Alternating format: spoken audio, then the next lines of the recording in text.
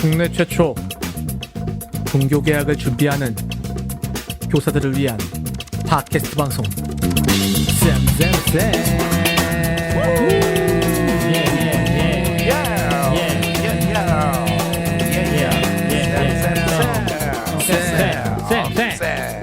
반갑습니다. 반갑습니다. 반갑습니다. 드디어 등교 계약 일정이 나왔습니다. 그렇죠. 참. 근데 내가 이번에 고3을 수업을 담당을 하거든. 예, 예. 네네. 그럼 완전 일빠따가 또 돼버렸어. 그렇죠. 고3은 뭐 항상 예. 온라인 네. 계약 때도 등교 계약 때도 일빠따 일빠따가 일빠따를 돼. 타고 계신데요. 근데 일본에서는 대유행이 걱정됐던 이번 연휴 끝나고 2주 뒤에 계약하는 건 좋겠다 이렇게 했는데 고3은 급하니까 그렇지. 먼저 한다. 근데 지금 양쪽으로 약간 갈렸더라고. 의사들은 좀 반대하는 게 좀 많고. 예. 네네. 내가 출퇴근하면서 라디오 들어보면 의사들은 좀 반대하는 기류가 좀 있고. 네. 근데 뭐 나라에서 정했으니까 어쩌겠노. 이제는 뭐 반대만을 하는 것이 아니라 잘 준비하자 뭐 이런 식으로 얘기를 하더라고. 근데 하여튼 의사 쪽에서는 좀 네. 반대가 좀 있더라고. 예. 아니 근데 나쁜 쌤 왜 그 방송 전부터 계속 코를 훌쩍훌쩍거립니까? 불안하게. 아니 갑자기 그 방송을 하려니까 너무 기뻐갖고 그러네요. 아니 체온 쟀습니까? 열 있습니까? 없습니까 체온, 지금? 한번 불안합니다. 지금. 재볼게. 네. 이거 저도 마스크 끼고 방송해야 되겠는데 이거. 그러니까 말이에요 지금. 그 요즘 네. 그게 유행이라고 하더라고요. 등교 계약 하면 수업할 때 아크릴로 이게 투명 아크릴. 그거가 지금 네. 품귀 현상이다 뭐 이런 얘기가 있습니다. 그래 진짜 마스크 끼고 수업하다가는 진짜 죽어요, 호흡 곤란하고 죽을 수도 있어. 네, 나 진짜 진짜요. 옛날에 마스크 끼고 100m 정도 그냥 급하게 뛴 적이 있거든. 예. 네. 와 죽을 뻔했어. 그거 중국 학생이 죽었잖아요. 그거. 진짜요? 그럴까? 와 나 네. 그 실감하겠더라고 실감.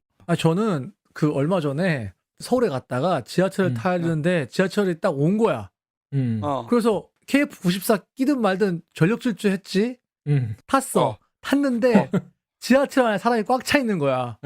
숨이 너무 설떡이는데 마스크를 벗을 수가 없는 거야. 그렇지. 와, 내가 옛날에 그랬다니까. 그때 진짜 머리가 핑 돌았다니까. 머리가 핑 돌더라고 진짜. 그러니까 와. 숨 안 쉬죠 그거. 그러니까 중국 학생들도 마스크를 끼고 운동장을 뛰었으니 오래 달리기를 했으니 그럴 수 있겠다는 생각이 들어서 저는 우리 제가- 특히 여선생님들 이게 화장하시고 마스크 끼시면은 있잖아요. 이 날씨 더워지는데 진짜 피부 트러블 장난 아니거든요. 그렇지. 예. 걱정입니다. 제가 뉴스 하나 봤는데 이게 언제 5월 7일 예, 5월 목요일이군요. 7일 교육부에서 오후 한 3시경에 발표한 건데 교육부 사실상 등교 선택권 허용 가정학습도 출석 인정 이런 뉴스가 떴습니다. 이건 논란이 상당하던데 이거. 그쵸? 이게 뭐냐면 기존에 이제 저희가 체험학습 있지 않습니까? 교회 체험학습을 신청할 때에 반드시 부모 동행해서 어디 다녀오거나 이렇게 해서 증빙서를 제출하고 하면 이제 출석 인정 되지 않습니까? 그렇죠. 그렇지. 그런데 이 교회 체험학습 항목 중에 가정학습도 교회 체험학습으로 인정하겠다라는 세부 지침이 5월 7일 날 3시 30분 엠바고로 나왔죠. 보도자료가. 그렇죠. 그래서 이것 때문에 지금 조금 논란이 있죠. 초등에서도 여러 가지 좀 얘기들이 많았던 것 같은데요. 조은쌤.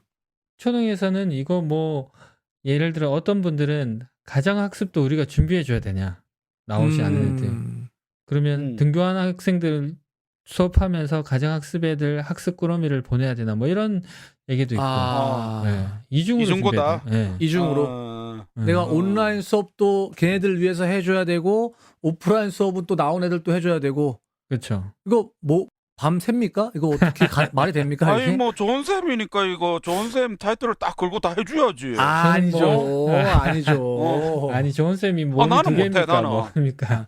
아니 이거는 아니 왜 좋은 쌤인데? 이거는 교회 체험학습 명목으로 가정학습을 한 거기 때문에 우리 교회 체험학습 가면 그거 누가 책임져서 합니까? 부모님 책임져서 하잖아요. 마찬가지로 가정에서 부모님 책임하에 가정학습을 한다 이거지. 아니, 어떻게 그 온라인 수업이랑 오프라인 수업을 둘 다 그거 선생님이 할 수 그렇죠. 있습니까? 아니 좋은 쌤은 가능할 거야. 꼭 해줘. 응? 안 됩니다. 네. 어이씨. 중고등에서는 출석 이거 굉장히 좀 민감하지 않나요? 아, 그렇죠. 예, 특히나 입시가 걸린 애들, 고등학교 입시 때 예를 들어서 뭐 특목고라든지 뭐 이런 데 조금 좋은 데 가려면 이런 출결 이런 것들이 중요하죠. 예, 그리고 실제로 뭐 대입 이런 데도 수시나 이런 거 가려는 친구들은 뭐 출석 잘 해놔야겠죠. 예. 그런데 문제는 이번에 가정학습이라는 빌미를 가지고 나는 생각할 때 고3들 또 학원으로 몰려가지 않을까. 사교육. 이런 걱정이 사실 있어. 왜냐면 20일까지 된다 했잖아. 20일까지. 20일이죠. 예. 그러면 20일이면 수학 뭐 한 단원 확실하게 떼고 뭐 갈 수 있을 것 같은데. 근데 또 뭐 수행평가도 해야 되고 중간에 뭐 중간고사도 있고 뭐 이럴 것 같긴 한데. 뭐 몰라. 그런 애들 뭐 수행평가 이런 수시로 안 갈 애들은 필요 없잖아. 그렇구나. 정시 갈 애들은 뭐 그래가지고 바짝 땡기 넣으면 막 나중에 조금 좋지 않을까 이런 생각도 들고. 정시로 갈 애들은 뭐 그런 거 상관없이 그냥 가겠다. 그럴 수도 있겠네요. 뭐 그럴 수도 있지. 그것도 말 되네요. 그러니까요. 좋습니다. 하여튼 이 굉장히 이런 여러 가지 논란과 좀 우려 가운데 등교 개혁을 하고 있는데 이런 가운데 또 국회의원 모시고 당선인 모시고 녹음을 했는데 뭐 나름 댓글들이 솔찬히 달렸어요. 예, 그렇네요. 아니 보니까 우리 방송하기 전부터 우리 좀 관심을 가진 분이 한 분 계시긴 하더라고. 그래요? 이동형을 국회로. 아마도 이동형이 본명이지 않을까 이런 생각이 들긴 하는데 강면정 당선인 출연하는 방송 언제 올라오느냐 관심을 또 보여주시는 분이 있긴 있더라고요. 정치적 야욕을 가지신 분이시군요. 이거 찾아봤어요 제가. 이동형이 누군가. 이동형 TV라고 그래요? 있더라고요. TV. 이동형 TV가 있고 이분이 그 뭐 정치 시사 이런 TV를 하더라고요. 저희 방송은 누누이 말씀드리지만 정치적 중립을 항상 유지한다는 거 말씀드립니다. 또 그 위에 보니까 안뉴스타님 열린민주당 6번 후보님 지지해서 찍었는데 3번 후보님 생각 들으니 제 표가 완전 쓸모없지는 않았구나 싶어서 기분이 괜찮네요. 하하. 이런 발언 정치적 중립성 준수는 아닐 수도 있겠지만 보장에는 문제가 없겠죠. 그리고 겨울옷 정리하며 들었는데 재미있고 유익했습니다. 이렇게 씁니다. 대단하시다. 방송을 진짜 꼼꼼하게 들으셨네요. 예. 이런 분들이 계셔서 저희가 방송하는 거죠. 그렇죠. 그리고 또 여전히 우리 조쌤이 또 댓글을 달아주셨는데요. 매주 다 하시는 것 같아요. 야, 이거 뭐 매주 이제 정겹습니다. 국회는 국민을 위해 일해야 합니다. 국회는 국민을 대표해야 합니다. 지역구 국회의원은 지역을 대표해야 합니다. 비례대표는 추천 목적에 부합한 국민을 대표해야 합니다. 오늘 방송에서 강민정 당선자님이 학생과 교사를 대표해 국회에서 활동할 의지를 보았습니다. 교사 출신이라 그런지 옆반생과 대하는 것 같이 기분 좋게 들었습니다. 학생들이 웃을 수 있는 대한민국 되기를 기대합니다. 멋지네요. 글을 진짜 잘 쓰시네요.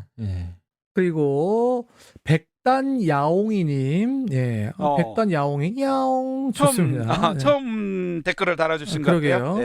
우리 열린당 강민정 의원님 페북글 보고 처음 왔습니다. 자주 와서 듣겠습니다. 우리 강 의원님 응원합니다. 요분도 교사님은 아니신 것 같고 정당인이 아니신가 좀 생각되는데요. 아닐 수도 있지. 아닐 수도 있나요? 그렇게 판단하지 마. 네네네. 좋습니다. 뭐 어쨌든 구독해 주시면 감사하고요.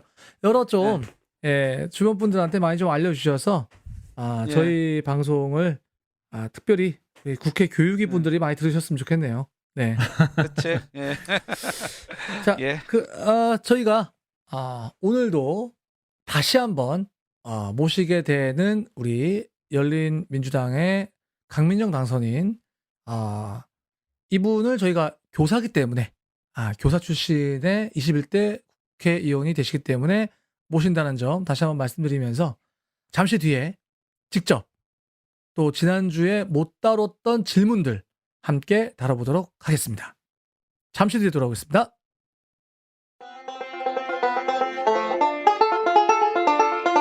지금 여러분께서는 좋은쌤, 나쁜쌤, 이상한쌤이 진행하는 팟캐스트 방송 쌤쌤쌤을 듣고 계십니다.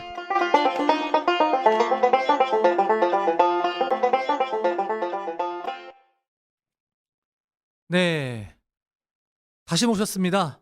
21대 유일한 교사 출신 국회의원 강민정 당선인, 지난주에 이어서 다시 모셨습니다. 반갑습니다. 네, 반갑습니다. 반갑습니다. 안녕하세요. 예, 지난주에 저희 방송 나가고 많은 선생님들이 들으시고 이거 교사 출신 국회의원이 있었나 그런 거였습니다. 모르는 사람 엄청 많아요. 네, 몰랐다 이런 반응 굉장히 많습니다. 그래서 방송 나가고 혹시 당에서 저희는 교육부에서 바로 반응이 오거든요. 그래요? 이제 교육부를 넘어서 당에서 혹시 반응이 없었나? 당은 제가 이렇게 여러 군데 나가서 알리면 너무 좋아하죠. 네. 당이 저희 당이 이렇게 소수당이라 존재감이 약하니까. 예. 아마 저한테 직접 말씀 안 하셨지만 엄청 속으로 좋아하실 것 같아요. 예. 아니 저는 다른 것보다는 국회의원들한테 저희 방송 좀 들으라고 좀 나중에 분명히 또 교육이 가실 거 아닙니까? 교육이 가시면 교육이 국회의원들한테 교사들 방송이 있더라. 이 방송 한번 들어봐라. 그렇죠. 아니면 듣기 싫으면 보장한테 듣고 요약 정리라도 해달라. 그렇게 좀 말씀해 주시면 어떨까? 교육 상임위에 배정되는 의원님들한테 제가 기회 되면 말씀을 드리겠습니다. 그런데 제가 지금 교육 상임위에 간다는 보장은 없습니다. 그래요? 네, 그래요? 저는 그래서 교육 상임위에 제가 들어가느냐 못 들어가느냐가 21대 국회가 합리적인 국회인가 아닌가를 판가름하는 바로미터라고 아니, 생각합니다. 교사 출신을 교육 상임위에 안 넣으면 도대체 누굴 그렇죠? 넣습니까? 맞아요. 예. 네. 근데 이게 상임위라는 게 저는 몰랐는데 교섭단체가 구성된 당 중심으로 원내 대표들끼리 협상을 해서 배정을, 왜냐하면 다 국회의원들마다 서로 희망하는 게 중복될 수도 있고 뭐 그쵸, 이러니까 그쵸. 그 협상 과정을 통해서 되나 봐요. 근데 저희는 달랑 3명 있는 당이라 이런 이제 협상 과정에 낄 수가 없는 거예요. 저희 당이. 그래서 좀 약간 한쪽에서 당연히 저를 교육 상임위로 넣겠지 이렇게 생각하지만 만에 하나 안 들어갈 수도 있다는 것에 약간 아니 뭐 걱정도 국회 있습니다. 못 들어가시면 우리 청원이라도 넣을까요? 그렇죠. 제가 바라던 밤에다가 알겠습니다. 네. 좋습니다. 저희가 지난 시간에는 우리 당선인께 공통질문 4가지하고 그 다음에 우리 선생님들 써주신 자유질문 중에 2가지 정도 질문 드렸었는데요. 오늘은 우리 선생님들 써주셨던 아주 날카로운 질문들 몇 가지 더 드리고요. 그 다음에 당선인께 드리는 당부의 말씀들도 함께 전해드리는 그런 시간을 갖도록 하겠습니다.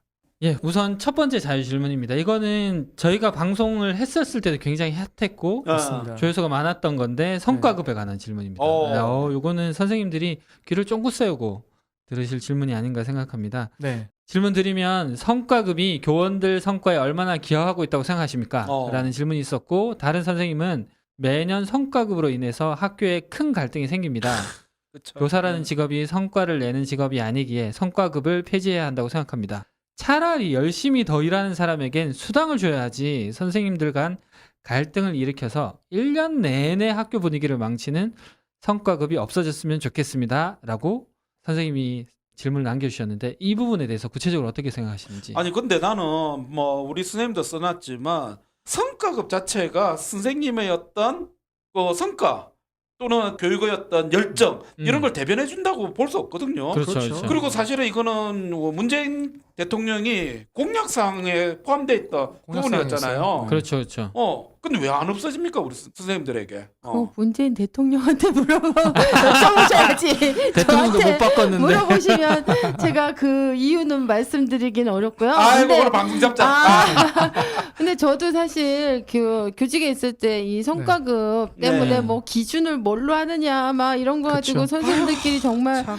예, 정말 막 괴로운 시간 회의를 하고 그리고 그 성과 등급이 막 이렇게 나오고 난 다음에는 진짜 서로 말은 안 하지만 약간 불편한 네, 그런 맞아요. 묘한 싸한 그런 분위기들이 교실을 휘감고 이런 걸 매년 반복하잖아요. 그렇죠. 근데 사실은 교육이라고 하는 거를 과연 이게 계량화한 어떤 성과로 볼 수 있다는 발상 자체가 저는 네. 진짜 잘못된 거란 생각이 들어요. 그리고 이게 철저하게 그 경쟁과 효율을 앞세우는 이런 신자유주의 예, 이런 식의 어떤 사회의 흐름에 그냥 아무 문제의식이 없이 올라타서 정책화한 거라는 네. 생각이 들거든요. 네. 그래서 말씀하신 것처럼 교육의 질을 뭐 향상시키는데 기여하기는커녕 오히려 교사들 간의 위화감과 갈등을 네. 야기시켜서 교육의 질을 더 악화시키고 후퇴시키고 맞습니다. 악화시킨 게 아닌가. 그렇죠. 예, 이런 생각이 들고 이거를 뭐 다른 공무원도 다 하는데 왜 니네만 안 하냐 이런 식의 논리로 보는 건 헌법에서 얘기한 교육의 전문성과 자주성 이런 거에 대해서도 사실 이해 못하고 정책하는 거다. 이런 생각이 들기 때문에 성과급을 폐지하기 위한데 제가 어떤 도움이 됐으면 좋겠다. 저는 이렇게 생각을 합니다. 다만 너무나 오랫동안 우리가 요구했음에도 불구하고 이게 안 됐기 때문에 어떤 지점에서 그게 안 되는지 좀 파봐야 될 것 같아요. 그래서 제가 좀 그런 디테일한 문제들 이런 것도 좀 조사를 하고 이렇게 해서 성과급 때문에 더 이상 선생님들이 괴로워지는 일이 제가 있는 동안은 없어지면 좋겠다 이렇게 네. 생각합니다. 네. 네.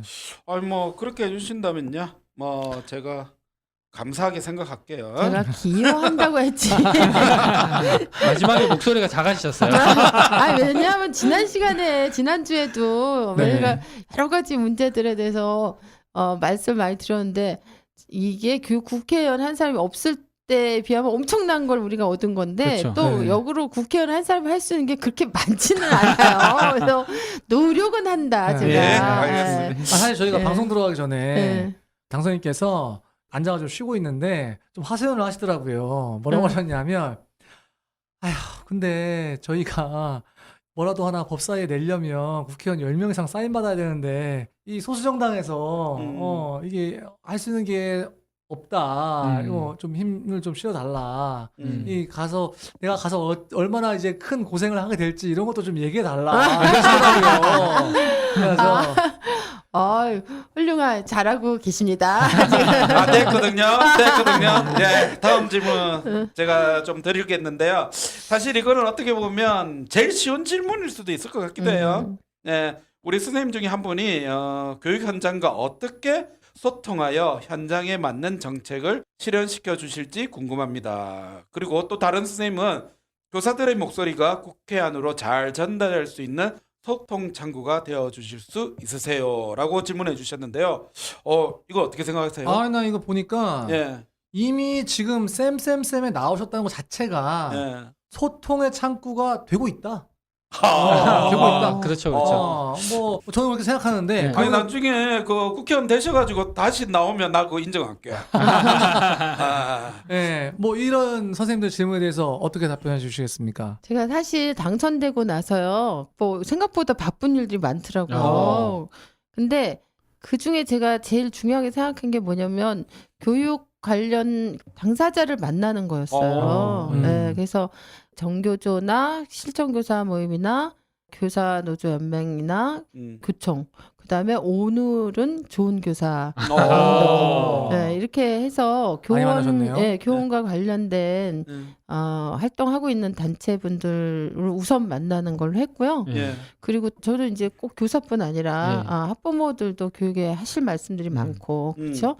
그래서 학부모 단체도 만나려고 제가 이제 제안을 드렸더니 지금 코로나 이 사태 때문에 그쵸, 오프 그쵸. 회의를 안 하신다, 모임을 안 하신다 그러더라고요. 그래서 코로나 진정되고 나면 이제 오프 모임을 할 때 제가 가겠습니다. 이렇게 했고 또 학생들도 좀 만나려고 그래요. 근데 이제 학생들은 생각보다 이렇게 조직이 잘 돼 있지 않잖아요. 학교 그렇죠. 단위로 돼 네, 있어서. 그래서 지금 우선 이제 제가 가능한 데가 이제 혁신학교 졸업생 연대 모임이 있어요. 전국.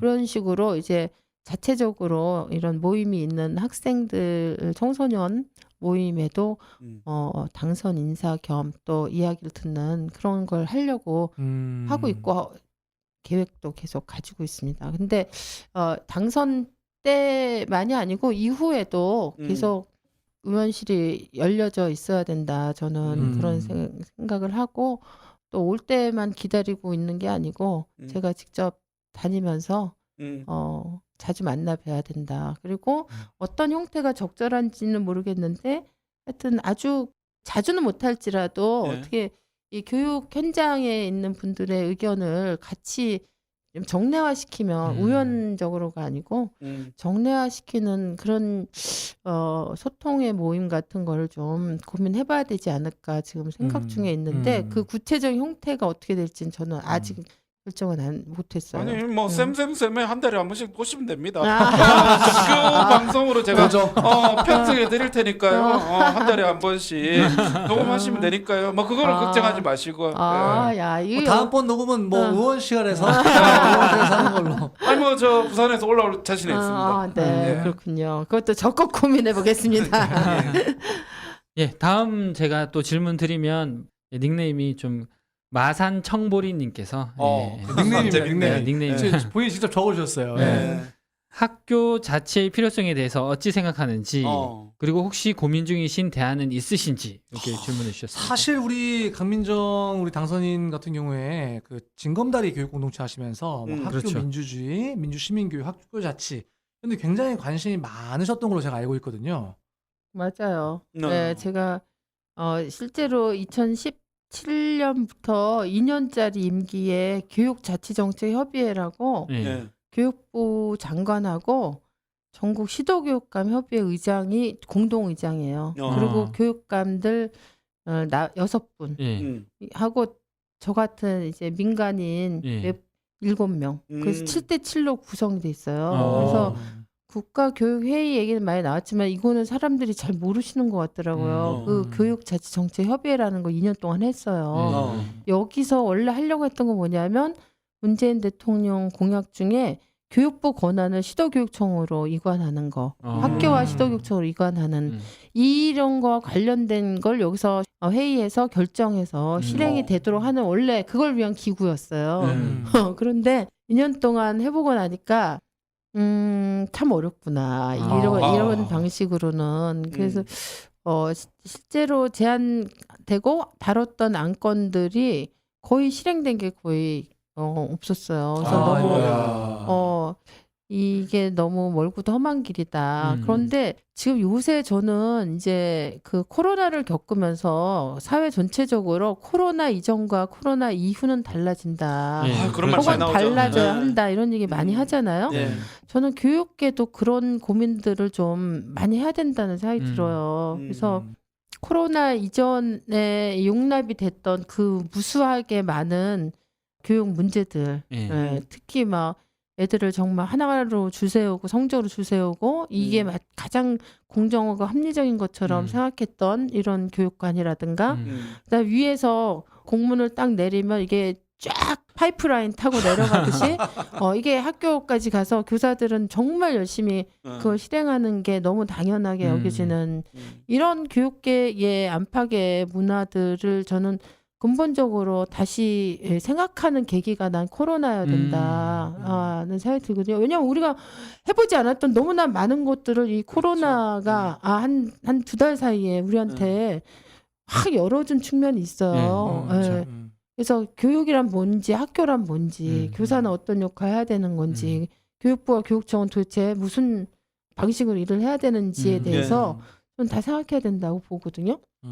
그렇게 봤을 때 학교 자치 문제가 저는 이게 교육 문제를 해결하는데 어떻게 보면 핵심 중에 핵심이라고 생각이 들어요.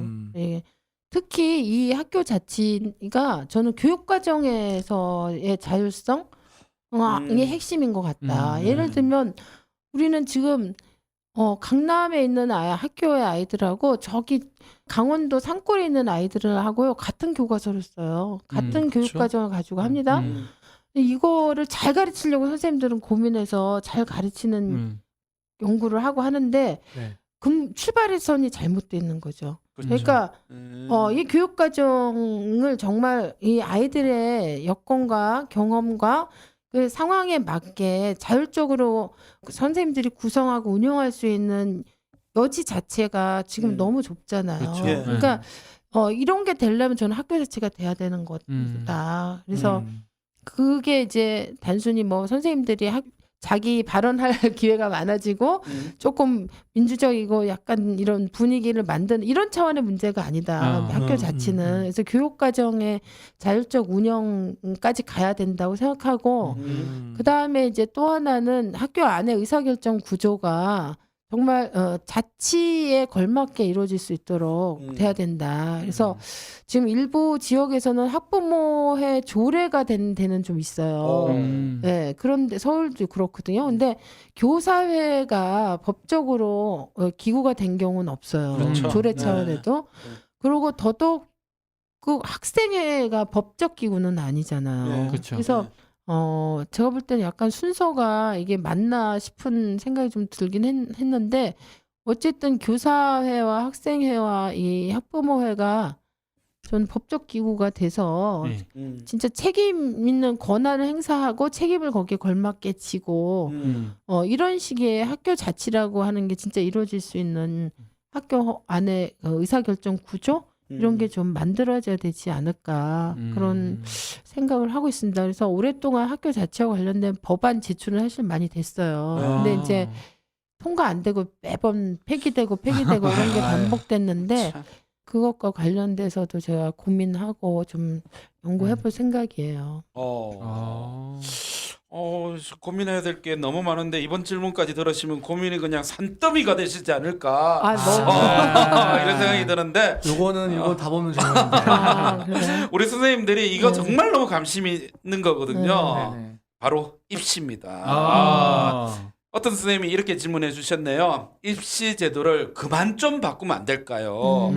교육 수요자의 요구에 반응하는 것은 좋으나 매년 입시가 바뀌는 것은 너무 정치적인 부분이 입시에 영향을 받고 그로 인해 교육이 너무 휘둘리는 게 아닌가 합니다. 라고 하셨고 또 한 분은 대한민국의 공교육이 입시 경쟁 지옥에서 벗어나 어떻게 아이들과 교사가 행복하게 성장해야 할지 수기를 거친 흔들리지 않는 로드맵을 만들어 보실 생각이 있으신가요? 라고 얘기를 했는데 솔직히 나는 이거 어떻게 만드냐고. 아니 뭐 대통령도 못하는 일을 그렇죠. 그것도 이제 초선에다가 비례가 이런 말에 좀 기분 나쁘실지 모르겠지만 현실이야. 이거는 조금 가하다 이런 생각이 드는데요. 사실 유은혜 장학께서 발표했지 않습니까? 서울시 16개 주요 대학 정시 비율을 확대하고 학종 축소하고 뭐 지금 그렇지 않아도 코로나 때문에 애들이 나 정시 몰란다 그런 애들도 많아지고 많아졌죠. 거기다가 이제 수능 최저학력 때문에 2월 된 친구들까지 하면 정말 정시가 이번에 거의 뭐 어마어마합니다. 그렇죠. 네. 이런 사태들까지 이거 정말 이거 입시 이거 어떻게 하면 좋습니까? 그러니까요. 근데 입시가 우리 초중 심지어 유치원까지도 그렇죠. 유초 중고 교육에 미치는 그 영향이나 이런 게 너무 세니까 그렇죠. 사실 교육 문제를 고민하면 입시 문제를 이게 간과하고 가볍게 볼 수가 없는 지점이 있는 건 그렇죠. 맞아요. 네, 네, 맞는데 저는 이번에 제가 냈던 그 교육공약 세 번째가 뭐냐면 지방 거점 국립대학교 무상교육이거든요. 근데 이게 사실은 입시 문제에 대한 나름 해법이었어요. 이게 사실은 지금 학생 수가 대학 정원보다 내년부터인가 적어져요. 그렇죠. 네, 많이 그래서 줄죠. 애들이 갈 수 있는 데가 대학이 없어서 지금 입시 문제가 생기는 게 아니고 그렇죠. 소수 몇 개 상위 대학에 대한 경쟁이 그렇죠. 너무 치열하게 되니까 이게 입시 문제가 생기는 그렇죠. 거잖아요. 그렇죠. 그래서 이 경쟁을 완화시킬 수 있는 구조가 만들어져야 된다. 그래서 그동안 뭐 국공립대 네트워크 아니라든가 뭐 여러 가지 방안들이 제안이 됐는데 저는 이제 사립대 비율이 되게 너무 많잖아요, 우리나라가. 그렇죠. 그래서 전체를 바꾸려면 사실 사립대까지 가야 되는데 일단 출발은 국립대에서 할 수 있고 지방 국립대를 엄청나게 난 집중 지원해야 된다고 봐요. 그러니까 재정적으로나 정책적으로 이게 지원을 해서 스카이에 가려고 했던 애들이 고민하게 만들어야 된다는 거죠. 지방에 이대 우리 동네에 있는 이 대학을 갈까? 서울대를 갈까를 고민할 수 있을 정도로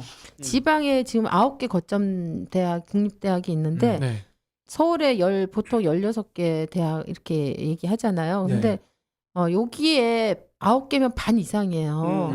예. 거기서부터 엄청난 이 교육적 결단전은 이제 정책 입안자들이 해야 된다고 보는데 진짜 과하다고 싶을 정도로 거기에 투자해서 여기에 오면 진짜 서울대, 연고대 가는 것보다 훨씬 더 질 좋은 교육을 받을 수 있고 거길 졸업하면 사실 학벌이라고 하는 건 뭐 수십 년 동안 형성된 거니까 그게 일거에 해소는 안 되겠지만 적어도 여기를 졸업하면 이후에 사회 진출에서도 일정한 어떤 안전장치, 보장장치가 돼 있다. 이런 정도로 좀 되면은 저는 16개가 25개로 되고 이게 효과를 보면 그 입시 경쟁이 무너지는 어떤 그런 계기점이 되지 않을까. 그리고 그 효과가 근데 물론 이제 재정적인 이 부담을 어떻게 할 것이냐 또 논란이 되겠죠. 뭐 밀당이 일어나지고 하겠는데 이게 만약 효과가 있다는 게 몇 년 지나서 검증이 되면 국립대에 전체로 확대하고 그러면 제가 볼 때 다른 사립대가 상대적 지위가 낮아질 거라고 봐요. 그렇죠. 이렇게 되면 어차피 이거는 단기간에 저는 해결은 안 된다. 국민들도 사실 그걸 바라고 있다가 왜 단기간에 아니죠. 못하냐 그렇죠. 이래서 막 네. 돌 던질 수는 없다고 보거든요. 그렇진 그래서 않죠. 방향이 그런 쪽으로 간다면 좀 해결될 수 있지 않을까 싶고 입시라고 하는 구체적인 제도 있잖아요. 정시, 뭐 수시 이런 문제는 분명히 저는 해결은 돼야 돼. 변화는 있어야 된다. 더군다나 지금 개악됐잖아요. 네, 그렇죠. 네. 그런데 이제 마치 이거를 통해서 우리가 교육에 안고 있는 입시 문제를 해결할 것처럼 저는 달려들었던 게 문제라고 봐요. 네, 이 재작년 그 공론화 과정도 그렇고 그래서 이 근본적으로는 이 입시 경쟁을 해소할 수 있는 어떤 구조적 환경을 바꾸는 거와 같이 가야 되고 제가 아까 코로나 전후 이런 얘기를 했는데 입시 문제와 관련해서야말로 정말 코로나 이후의 교육 이런 거에 대해서 저는 학부모님들이 되게 많은 생각을 하셨을 거라고 봐요.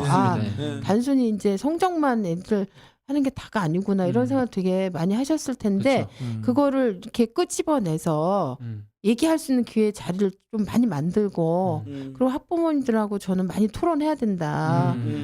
그러면 우리 학부모님들이 되게 이 수준이 되게 높잖아요. 그쵸. 그래서 입시 막 정시만 막 이렇게 공정한 거라고 얘기했던 그런 생각들에서 좀 벗어나는 분들도 많아질 거다.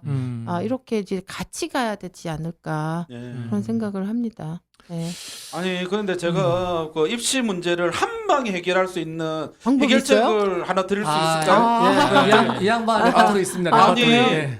입시의 가장 근본적인 문제는 네. 대학을 많이 가려고 하는 것 때문이잖아요. 네. 대학 안 가면 되잖아. 네. 바로 방법 있죠. 특성화고를 네. 살리면 됩니다. 아. 그래가지고 애들을 잘 특성화고에서 잘 길러갖고 애들 취업 보내고 그래 취업하다가 나 공부가 더 필요해 하는 애들은 대학 보내고 독일식이죠. 그러면 됩니다. 그렇기 때문에 네. 다른 거 없습니다. 그냥 입시제도 딱 하면 특성화고 살리기 그렇게 한번 생각해 보시면 돼요. 저는 특성화고 교육과정도 확 바뀌어야 된다고 생각해요. 예.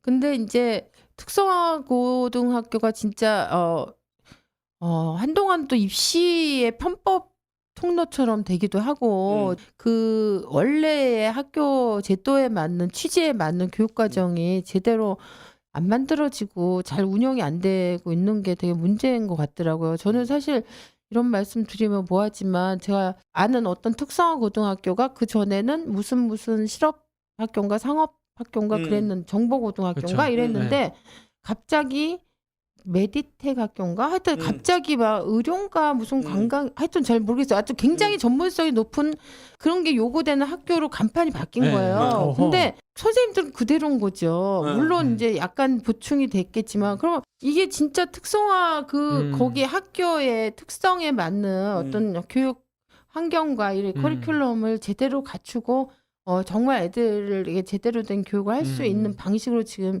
특성화 고등학교 제도 가고 있는가에 대해서 되게 근본적인 좀 짚어보는 걸 해야 되지 않나 그러니까 이런 그걸 해달라는 생각을 거죠. 제가 예. 저도 많이 했고 그래서 특성화고에 다니는 애들도 약간 이제 프라이드를 좀 가질 수 있게 그리고 여기를 그렇죠. 나오면 약간의 인문계 간 애들과 다른 어떤 자기 전문성에 내가 좀 그렇죠. 장착이 돼서 나간다 이런 것들을 좀 주는 게 필요하다는 생각이 들어요. 근데 사실 특성화고는 바로 이제 이 노동 시장하고 연결되잖아요. 네, 그렇죠. 그래서 그거하고 또 연계돼서 해결될 부분도 있는 것 같아요. 그러니까 학교에서 아무리 교육을 고급진 교육을 시킨다고 하도 우리 사회의 노동 시장에서 그 아이들이 정말 좀 사회적 인정을 받는 이런 그래서 이 문제는 단순히 교육계만의 문제는 아닌 것 같고 그래서 교육부 장관이나 교육감들이나 저 같은 사람들도 계속 그 학교 밖의 이 기업들이나 이런 분들하고도 이 특성화고 문제를 풀 때는 같이 협업하고 뭔가 새로운 지금까지는 없었던 새로운 진출 통로랄까 이런 모델이랄까 이런 걸 좀 많이 만들었으면 좋겠다. 아니 그러니까 다른 거는 뭐 다 없고요. 하여튼간에 특성하고 진짜 한번 방문하셔가지고 기승전 특성하고 살리기. 특성하고 딱 살려주시면 방금 예, 말씀하셨던 나쁜 듯이 쌤뭐 전매 특허죠. 기승전 특성하고. 그러면 입시 문제 한 방에 해결입니다. 사교육이 감히 접근할 수 없는 영역이 바로 특성화고입니다. 그렇죠. 중요해요. 저희 둘째도 특성화고 나왔어요. 그럼 더 잘하시겠네. 예, 나쁜 쌤이 계속 특성화 하는데 예, 저는 그 자사고 특목고 요 문제도 우리가 계속 다뤘던 얘기 그러니까 이게 아니지 다 않습니까? 입시하고 다 걸쳐진 얘기야. 그렇죠. 사실은. 일괄 폐지하겠다 얘기했는데 이게 과연 실현될까? 이게 거대 정당이 여당이 만들어져서 이제 폐지될 것 가능성이 있지만 언제 또 바뀔지 모르는데 저는 개인적으로 빨리 폐지됐으면 좋겠다 이렇게 생각하는데 어떻게 생각하십니까? 이 문제에 저도 대해서. 당연히 폐지돼야 된다고 생각하죠. 원래 왜 자사고 특목고가 만들어질 때 네. 이거는 시범 사업이었어요. 이게 약간 한시적으로 하려는 거였고 근데 이명박 정부가 들어오면서 이걸 막 일반화 확대하고 이러면서 애초에 이게 실험적인 성격이었던 게 되게 감춰지고 그렇죠. 그래서 점점 늘어나고 다양한 300 프로젝트. 그렇죠. 근데 사실은 학교의 다양성이라고 하는 건 학교의 이 등급을 나누는 다양성이 아니고 학교의 그 교육과정의 다양성을 저는 그렇죠. 해결해야 된다. 그렇게 생각하거든요. 수평적 다양성이어야지 이게 수직적 다양성이 그렇죠. 되면 안 되는데 특목고 자사고가 생기면서 이게 일반고와 같이 막 이 수직적 다양성이 아니고 폭력이죠 사실. 그렇죠. 네. 그런 게 너무 오랫동안 이게 정착이 됐고 이게 이제 입시의 유불리와 딱 맞아 떨어지면서 너무 오랫동안 그냥 존속이 된 것 같아요. 그래서 저는 반드시 해결돼야 된다고 생각하고 지금 교육부에서 2025년에 전면 폐지하겠다고 했으니까 당연히 그게 될 수 있도록 지켜봐야 되겠죠. 근데 뭐 일각에서는 아니 잘하는 애들은 잘하는 애들끼리 공부하게 해줘야 된다. 면학 분위기 위해서 이런 얘기 여전히 나오거든요. 제가 혁신학교에서 배운 게 있어요. 저희 학교에 전교 1, 2등 하던 친구가 처음에는 이게 공부 못하는 친구랑 모둠하고 같이 뭔가 활동을 계속 하게 하니까 처음엔 굉장히 불만이 많았어요. 그리고 이렇게 무임승차 옛날부터 그런 얘기 있었잖아요. 막 그렇죠. 맨날 나오는 무임승차 얘기죠. 이런 거 막 걱정하면서 그랬는데 그 학년이 끝날 때쯤 어떤 얘기를 하냐면 내가 배운 게 선생님 너무 많아요. 이렇게 얘기하더라고요. 그래서 소위 말해서 성적이 나쁜 친구들이 하고도 내가 정말 그 친구들 이해하게 됐고 그리고 교육학적으로요. 이제 이미 판명이 저는 난 걸로 알고 있는데 가장 학습 효과가 높은 게 뭐냐면 자기 혼자 딸딸딸딸 외우고 막 암기하고 막 이런 게 쓰고 이런 게 아니고 다른 사람 가르치는 거거든요. 그렇죠. 아, 예. 협력적으로 이 자기하고 좀 수준이 다른 친구들을 함께 서로 가르치는 경험을 학교 안에서 하는 거 이게 또 사실은 지적 학습의 성과, 교육적 성과 면에서도 굉장히 높은 거예요. 그리고 더 중요한 거는 이 아이들이 사회에 나가면 자기하고 비슷한 애들하고만 살지 않는다는 사실인 거죠. 다양한 그렇죠. 사람하고 살아야 그러면 되는구나. 부모 입장에서 보면 내 아이가 이 다양한 사람들과 섞여 살아야 된다고 했을 때 그거 아니 공부 잘하는 사람들 그 저것들이 이렇게 살던데. 아니, 국회에 다 몰려 있지 않습니까? 아니 모르겠어요. 저 안 들어봐서. 아니 저것들끼리만 살던데. 네, 그런 면에서 저는 사실 오히려 다양한 학생들이 다양한 경험들을 하고 배울 수 있도록 교육적 환경을 만들어주는 게 필요하고 그런 면에서 특목고나 자사고는 비교육적이조차 하다. 애들을 위해서도 사실은 성적 올리기 위해서는 뭐 효율적일지 모르지만 애들의 인생 전체를 생각하면 그게 결코 교육적이지 않다 이렇게 생각해요. 네. 와, 저희 입시 문제로 시작해가지고 뭐 특성화고, 자사고, 특목고 이야기까지 한번 나눠봤는데요. 이게 자유 질문 중에서 마지막 질문이 될 것 같습니다. 세 분이 거의 비슷한 질문을 해주셨어요. 만약에 나에게, 그러니까 당선인께 한국 교육과 관련해서 변화시킬 수 있는 단 한 번의 절대적인 기회가 주어진다면. 그렇다면 마법의 그 그렇죠. 마술봉. 그렇죠, 그렇죠. 네. 그냥 내가 딱 한 번 절대 입법 권한이 딱 주어졌어. 내기만 하면 무조건 통과되는. 그렇다면 무엇을 바꾸고 싶나요? 또 한 분은 국회에 들어가면 어떤 법을 만들고 싶은가 가장 우선. 또 국회의원으로서 앞으로 어떤 법안을 가장 먼저 만들고 싶나. 이 세 가지가 거의 이제 비슷하게 공통적인 것 같은데 강민정 1호 법안 하나를 꼽으라면 뭘 꼽고 싶으십니까? 아니, 하고 싶은 게 너무 많아가지고. 아이고 요것도 욕심 버리시고 딱 한 개. 예. 진짜 저는 1호 법안 이렇게 하면 지금 세트로 할까 생각 중이에요. 세트. 야 콜라, 햄버거, 감자칩까지. 맞아. 야, 네, 세트로 음료수까지. 왜냐하면 진짜 해야 될 게 너무 많으니까. 근데 사실 만약 매직봉이 있다면 나한테 저는 이제 사학법 개정을 할 것 같아요. 왜냐하면 이 사학은 우리나라 교육에서 진짜 비중이 큰데 저항도 엄청나게 센 거예요. 그래서 사학법 개정됐다 개학되는 과정을 보면 저항이 이게 상당히 만만치 않은 거예요. 심지어 박근혜 전 대통령이 유일하게 촛불을 든 사건 아니에요. 사학법이. 그 정도로 여기에 이해관계 걸린 막강한 세력들이 있기 때문에 저는 만약 매직봉이 있다면 사학법 개정 한 방에 그런 저항을 깔끔하게 물리치고. 청취자님들이 잘 이해 못하실 수도 있는데 사학법을 뭐 어떻게 개정하고 싶다는 말씀이신가요? 지금은 사실 이 사학을 재단 이사장의 왕국처럼 만들어서 운영하는 사학이 너무 많아요. 사실 뭐 방송 들으시면은 좀 언짢아하실 분은 많이 있으실 것 같은데. 사학 재단과 관계자들 아니면 저는 안 그럴 것 같은데. 근데 왜냐면 아니 우리 선생님들은 다 사학에 계신 열심히 하시는 선생님이기 때문에 더 열심히 하기 아니 위해서. 저는 선생님들이 아니고 사학 재단. 재단이 이게 뭐 비리죠. 사학에 있는 선생님들은 진짜 너무 힘들죠.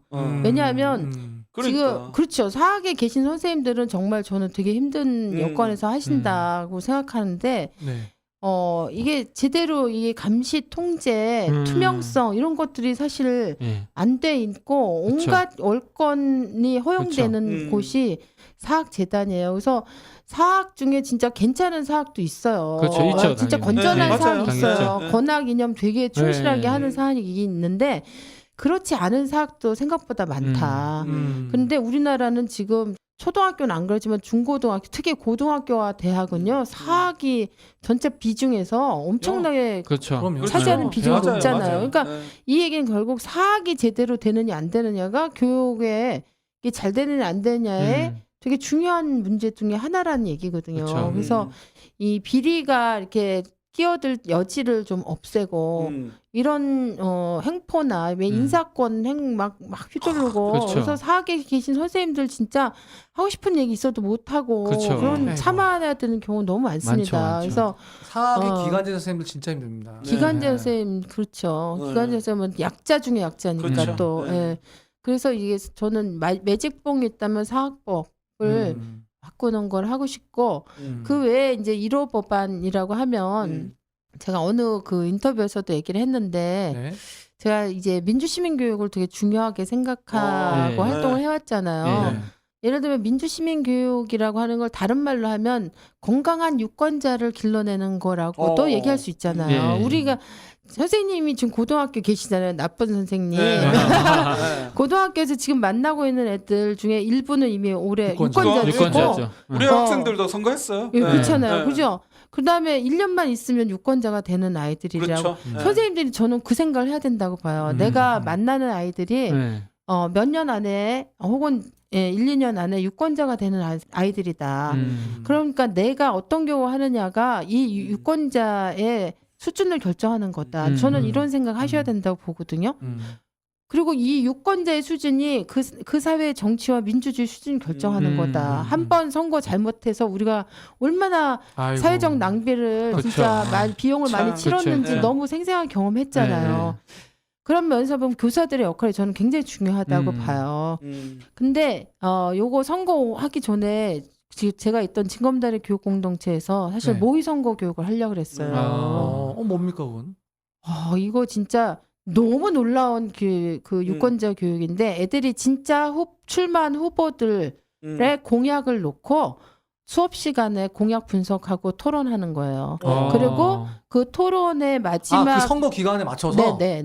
선거 기간에 맞춰서 그리고 마지막 교육 활동이 뭐냐면 실제 출마한 후보들 놓고 얘네들이 모의 투표를 하는 거예요. 아니 그거 선생들이 하다가는 다 잡혀가는데. 아니죠. 이거 했었어요. 안 잡혀가요. 왜냐면 선거 끝나고 난 다음, 선거 결과가 발표되고 난 다음에 애들 투표 결과가 발표되면 사실은 그 자체로는 선거법에 위배되지 않아요. 그럼 우리가 지난 시간에 얘기했던 교사 정치 기본권 이런 얘기 했는데 교사가 이 과정에서 특정 정당이나 특정 후보를 편향적으로 지지하거나 유도하지 않으면 사실 이거는 정말 필요한 교육이에요.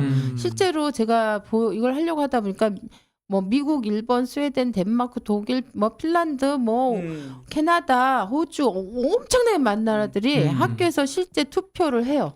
선거 맞아요. 기간에. 맞습니다. 그리고 너무 재밌는 사례가 있는데 미국에 벤자민 프랭클린 초등학교는 50년 넘게 이걸 매 선거 때마다 했대요. 그럼 미국은 선거 결과 발표 전에 결과 발표해요. 네. 이런 날은 많아요. 네. 애들은 교육적으로 하는 거다. 이걸 사회가 인정하는 거죠. 그러니까 걔네들 결과가 뭐.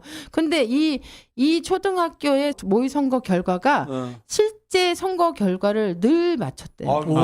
그래서 이 50년도 넘게 이걸 하다 보니까 방송국이나 이 언론의 기자들이요. 항상 선거가 있을 때 이 초등학교 선거 결과를 가지고 우리 마치 투표 날 출구조사 하듯이 거기 가서 취재한대요. 그 정도로 이게 일반화돼 있고 교육적으로 이게 필요하다고 해서 하는 나라들이 너무 많았던 거예요. 근데 우리나라는 이거를 안 했던 거죠. 근데 진검다리 교육 공동체가 2018년도 했습니다. 했더니 너무나 많은 여기 4,000명의 아이들이 했어요. 전국에 17개 중고등학교를 저희가 선생님들한테 홍보해서 모집을 해가지고 했거든요.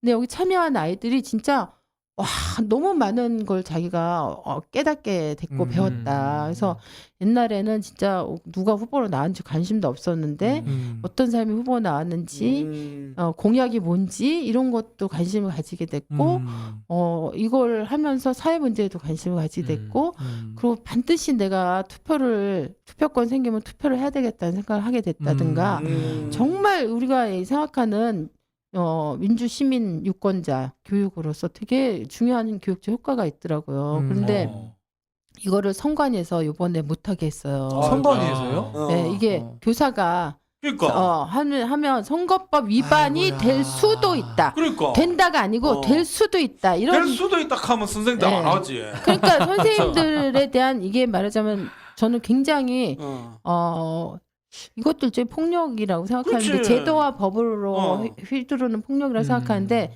선생님들을 잠재적 선거 사범으로 보는 거예요. 그렇죠. 저는 이게 교사에 대한 불신이 얼마나 만연한가를 저는 이 송관이가 보여줬다고 생각하는데 아니, 만 어쨌든 18세 투표권 주면서 사실은 지금 이 코로나 전국에도 고3 선생님들한테 공문으로 선거 교육하라고 그렇게 지금 공문이 내려가는 마당에 정작 정말 좋은 선거 교육은 할 수가 없는. 그렇죠. 가장 효과적이고 그런 걸 못하게 한 거죠. 그래서 저는 너무 분노했고 사실은 이 모의 선거를 못하게 하는 게 선거법에 근거해서 못하게 했는데 거기 보면 학술 연구는 또 할 수 있게 해놨어요. 아이고. 그래서 저는 어떤 개별 학술 단체가 하는 연구보다도 애들 교육을 더 우습게 생각하는 거다 사실. 그러니까 외국은 미국, 캐나다 뭐 이런 아까 제가 얘기했던 나라들은요.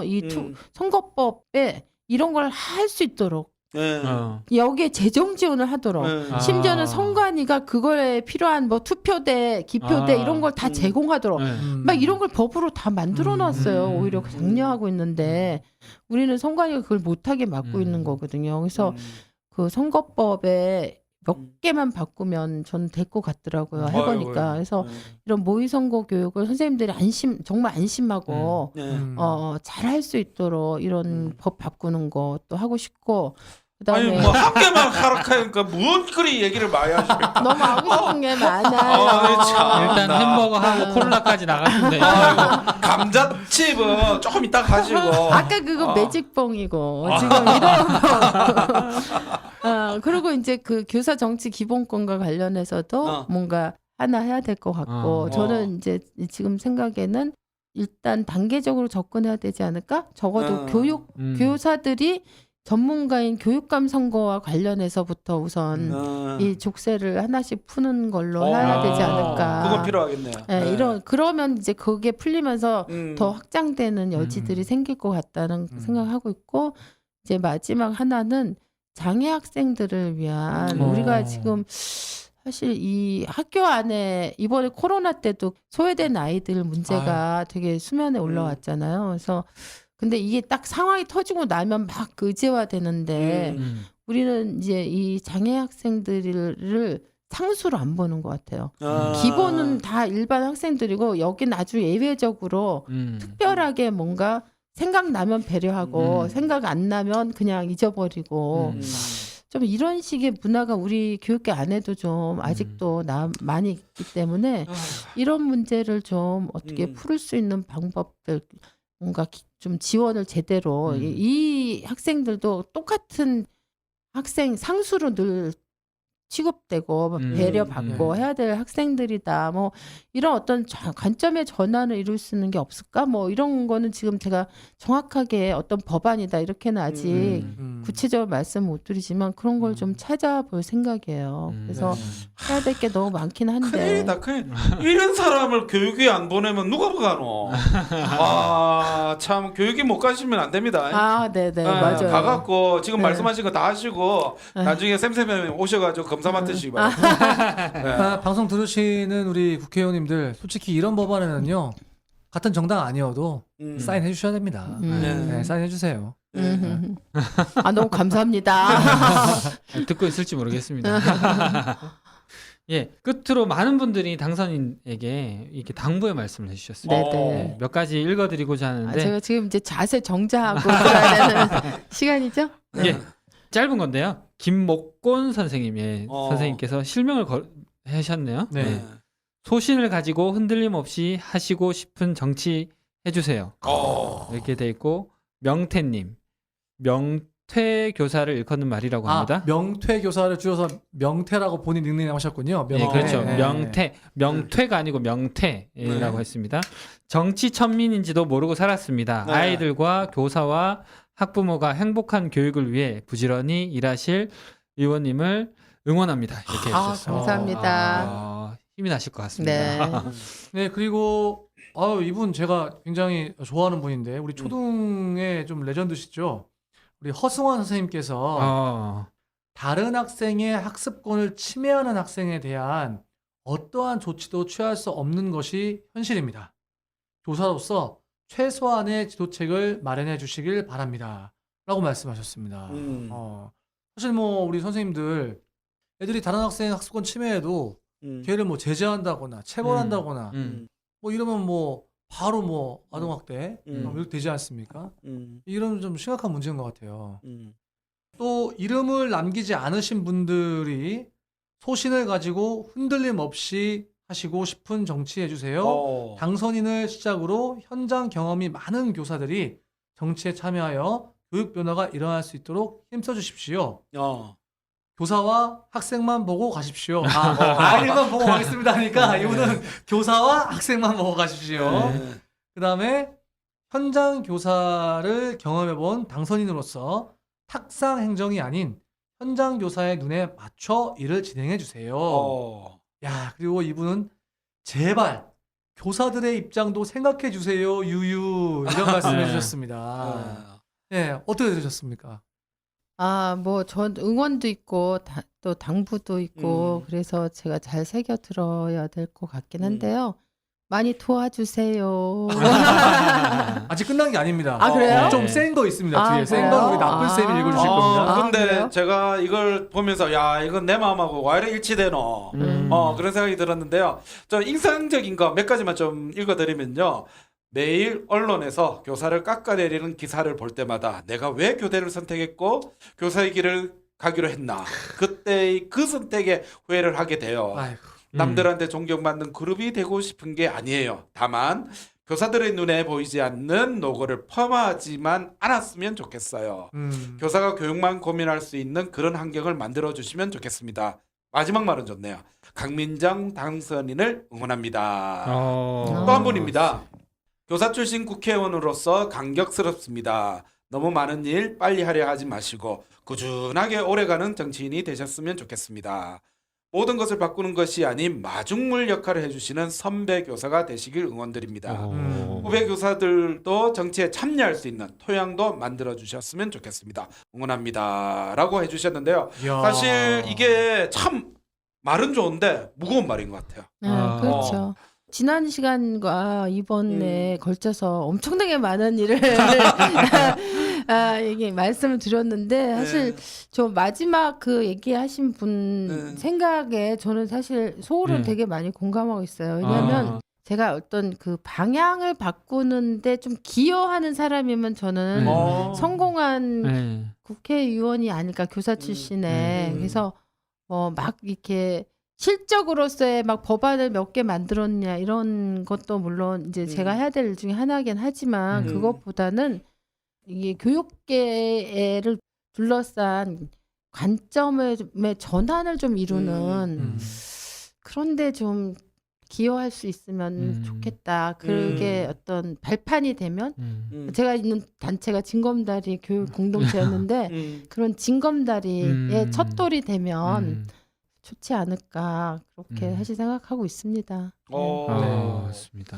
네, 사실 저희가 이 외에도 수많은 선생님들께서 많은 내용을 적어주셨는데요. 방송에서 다 소개 못 드린 점, 좀 양해 말씀드리고요. 대신에 그 내용들은 저희가 우리 당선인께 메일로 다 전달하도록 하겠습니다. 예, 그래서 아니 왜 내 그릇 말이지, 이렇게 쌩까 이렇게 생각하지 마시고 앞으로도 저희가 이런 여론조사, 설문조사 할 때 많은 의견 남겨주시기 바랍니다. 자, 우리 당선인 모시고 우리 2주간 방송을 좀 진행해 봤는데요. 우리 조은쌤, 어떻게 좀 들으셨습니까? 예, 저는 그 계속 얘기했는데 대통령도 못한 일을 당선인이 할 수 있는 건 아니다. 근데 마지막에 아까 얘기했듯이 마중물 역할을 하는 그런 국회의원으로서 역할들을 잘 감당해 주셨으면 좋겠고 그것을 우리 쌤 하는 뿐만 아니라 한 교사, 저 교사 개인으로서도 계속 지켜보고 응원하고 하겠다 하는 것을 저는 개인적으로 좀 약속드리고 싶습니다. 감사합니다. 네, 우리 나쁜쌤 지난주에 총평은 다음 주에 하겠다 이렇게 말씀하셨는데 그렇죠. 네, 어떠셨습니까? 저는 다른 것보다 제가 아까 전에 드렸던 질문이기도 하는데 소통. 요 부분만 잘 돼도 제가 볼 때는 반 이상 성공한 거다. 그런 생각이 들거든요. 사실 제가 2주 동안 방송하면서 제 마음속에 조금 깊이 남았던 당선인의 모습은 저희들이 어떤 질문을 하더라도 겸손하게 그것을 대답해 맞아요. 주시는 부분들이 맞아요. 저는 사실 조금 놀랐어요. 제가 옛날에 근무했던 학교에 졸업생 중에 국회의원 빠지를 한번 다 하신 분이 한 분 계셨어요. 졸업생 중에. 졸업생 중에. 네네네. 그런데 그분이 학교 올 때마다 야 위세가 막 몸에 기부스. 장난 아니었거든. 그런데 모르겠습니다. 어느 아직까지 당입니까? 어느 당? 그것까지는 그렇고 아직까지 국회에 안 들어가셔서 그런지는 모르겠는데 들어가시면 또 달라질란가는 뭐 그거는 다음 얘기고. 네. 그런데 이렇게 저희들한테 성실하게 답변해 주시는 모습이 너무 좋았고 향후 이 소통의 방법으로서 쌤을 자주 활용하시라. 마지막으로 한 번 더 말씀을 네. 드리고 그렇죠. 오늘 2주 동안 너무 수고하셨다. 그리고 네. 앞으로 많은 일들 아닌 그냥 한 가지 일이라도 선생님들에게 꼭 필요한 일 해주십사 부탁을 좀 드리고 싶습니다. 네. 저는 끝으로 뭐 이게 의원님이 뭐 원하신다면은 제가 한 가지 바람이 있다면 의원님이랑 그 외에 다른 동료 의원님 모시고 저희가 뭐 대선쯤 해가지고 한번 전국 투어 방송 한번 해봤으면 좋겠다. 좀 그런 바람이 좀 있어요. 근데 제가 2주 동안 너무 말을 많이 해서 이 쌤 재밌는 방송을 너무 지루하게 하지 않았을까 걱정하는데 저랑 같이 전국 투어 하시면 이거 그 피해를 많이 그럴 수 재정적으로 있겠네요. 입으실 네. 것 같아요. 다시 생각하겠습니다. 다시 생각하겠고요. 네. 어쨌든 참 독일은 거의 국회의원의 한 10%가 네, 교사- 10에서 15%. 네, 15%가 교사라고 하는데 맞아요. 네, 저희는 300명 중에 이제 한 명 21대 이제 들어간 거 아니겠습니까? 우리 이걸 시작으로 해서 우리 교사들의 정치 기본권이 회복되는 그날 좀 소망하고요. 2주간 정말 겸손하게 저희 질문들, 저희 애드립들 다 받아주시는 우리 강민정 당선인님 어떠셨습니까? 우리 선생님들뿐만 아니라 또 학부모, 학생들에게 또 하시고 싶은 말씀 있으시면 좀 끝인사 부탁드리겠습니다. 제가 이제 당선되고 나서 여러 단체들 방문했다 그랬잖아요. 네네. 그리고 학부모나 학생들도 보려고 한다. 그래서 비록 제가 교사 출신의 국회의원이지만 교사 말고도 교육과 관련된 모든 이 주체들과 함께 그럼요. 풀어나가야 된다 이렇게 생각하니까 학부모나 학생들 중에서 저를 통해서 뭔가 그 입법이나 정책에 자기 의견이나 요구를 제시하고 싶으신 분들은 저를 많이 활용해 주시면 제가 기꺼이 할 수 있는 한은 최선을 다해서 한번 하겠습니다. 바빠질 시기인데 교육만 포커싱 하시죠. 뭐 교육과 별개입니까 그게? 아니 학부모나 학생들도 그렇죠. 다 어떻게 보면 교육 얘기들을 하실 거니까 그런 거 하고요. 그다음에 진짜 많이 바빠질 것 같긴 한데 원래 국회의원은 한 명 한 명이 헌법기관이에요. 그렇죠. 그래서 저는 이제 초반에는 제가 정신 못 차릴 것 같아요. 뭐 아유, 바빠가지고 적응하고 당연하죠. 이러느라고. 네. 근데 저는 이런 생각을 많이 했어요. 교육이 교육 문제만으로 해결되지 않고 다른 여타 문제들하고 연결돼 있잖아요. 그렇죠. 네. 나는 교육부 장관이 교육부 장관만으로 아니고 부총리인 이유가 있다고 봐요. 왜냐하면 교육 문제를 해결하려면 노동, 복지 뭐 다른 행정부서하고 연계돼서 해결해야 된다는 그렇죠. 문제의식의 그렇죠. 반영이거든요. 그것처럼 좀 우리 사회의 다른 분야의 문제들에 대해서도 좀 관심을 가질 수 있으면 좋겠다. 내가 빨리 적응해서 그런 소박한 바람도 가지고 있습니다. 네. 네, 그래야지 우리 아이들이 살아갈 세상이 맞습니다. 좋아지니까 그죠? 아니 교사도 3월달에 그 학교 그 들어가면 정신 못 차리고 있다가 4월 되면 이제 정신 차리고 이제 제대 가거든요. 이제 막 뭐 제가 6개월은 봐드릴게요. 6개월 너무 짧아요. 안 됩니다. 안 돼요. 3년 6개월은 제대로 하셔야 되니까 6개월만 딱 기회 드리겠습니다. 제가. 네, 뭐 앞으로 뭐 열린민주당이 뭐 어떻게 될지는 알 수 없지만 꼭 교육 상임위 들어가셔서 많은 역할들 감당해 주셨으면 좋겠고요. 또 아마 모르셨다가 또 아시게 된 분도 많으실 텐데 우리 국회에서 우리 강민정 국회의원이 어떤 의정 활동 펼치는지 선생님들 많은 관심 가지고 지켜봐 주시기를 바라겠습니다. 예, 2주 동안 함께해 주신 우리 강민정 당선인님 당선 축하드리고 또 함께해 주셔서 감사드립니다. 또 긴 시간 또 청취해 주신 우리 선생님들 등교 개학이 이제 얼마 남지 않았습니다. 또 더 엄청난 혼란이 또 예상되기도 하는데요. 언제나 우리 선생님들이 우리 교육의 희망입니다. 파이팅 하십시오. 감사합니다. 감사합니다. 쌤은 선생님들의 참여로 만들어집니다. 구독, 좋아요, 댓글, 팟캐스트 3종 세트 잊지 마시고 쌤 페이스북 페이지도 많은 방문 부탁드립니다.